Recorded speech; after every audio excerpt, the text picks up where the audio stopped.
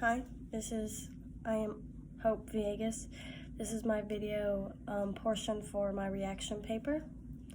For my reaction paper, the article I chose was about PTSD versus complex PTSD.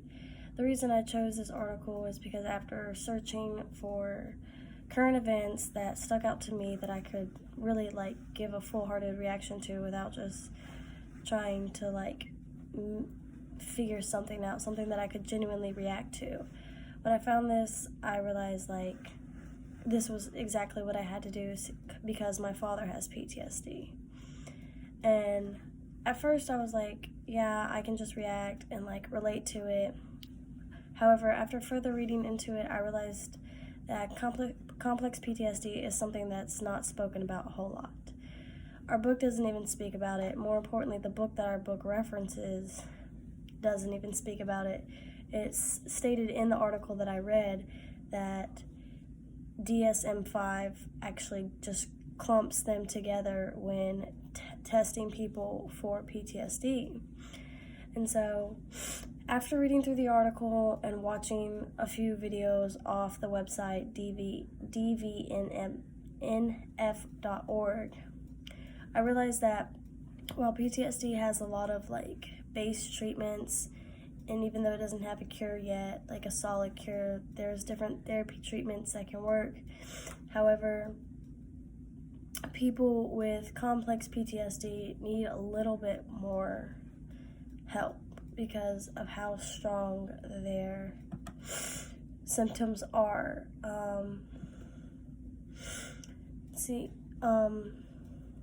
Because the difference between the PTSD and complex PTSD, as I found through the article, is that PTSD usually can appear just after just one traumatic event, because PTSD in general is just post-traumatic stress disorder, meaning that someone has faced a very traumatic event and is now having either flashbacks or different triggers, such as if someone was abused as a child and they've gotten out of that, but if someone just jokingly tries to play hit them, that could trigger their PTSD and send them into attack. Whereas PTSD can just occur after just one specific event, whereas complex PTSD is the repetition of that current event, which is why complex PTSD is seen a lot more in veterans of warfare or law enforcement, firefighters, because their jobs require them to constantly go into reoccurring traumatic events, especially veterans of the earlier wars such as World War I, World War II, and the Vietnam War. Those wars were so bad that they were nothing but traumatic. Just as any other war has its violence and stuff. My father was, I said, my father's military, but he never was in constant gunfire like they were in World War I and World War II. So complex PTSD does cause people to pull more away, and it's harder for them to build back those social points in their lives, because complex PTSD just affects people so much more strongly.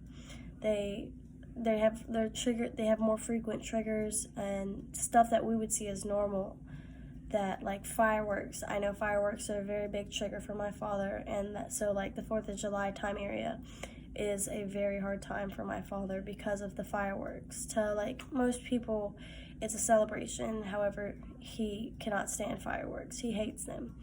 Another thing, my dad, I know crowds and huge social places are also a big problem for people with complex PTSD, because they don't have full control. Where in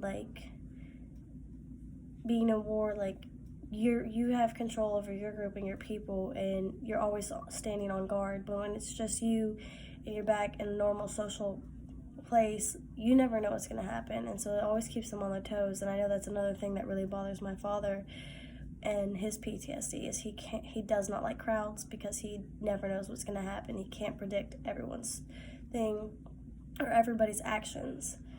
And another thing that can be considered very complex PTSD is my father cannot sit comfortably in a restaurant or any kind of building without having him facing towards the door. He has to be facing towards the door or the windows. He cannot have his back turned. He always has to be able to see all of his surroundings of people coming in and out. And I know that affects him socially because like a lot of people are like, oh, well, I wanted to sit here. He's like, no, you cannot sit here. I have to sit here. And so that has caused some problems, especially at family like dinners and stuff. Like, I know that it's caused a lot of issues. And my dad hasn't been diagnosed with complex PTSD, but he does have, like I said, he does have PTSD, so it can give me a standpoint. So I know there's definitely a lot more people who have stronger symptoms. And since complex PTSD isn't really spoken about, there's not a variance of treatments on how to help them better. It's like all the different types of eating disorders. There's different types of treatments that are specific for each one of those. While all of them could have therapy as a base treatment or as one of the most considered treatments for them, or a type of treatment such as PTSD, each one of those eating disorders has different specific treatments and different specific medications that help the people with those eating disorders. Whereas PTSD is all just clumped together and all treated as the same. And yes, if like someone has a more severe case, they are helped. But when they do research on PTSD, they do mainly on just PTSD.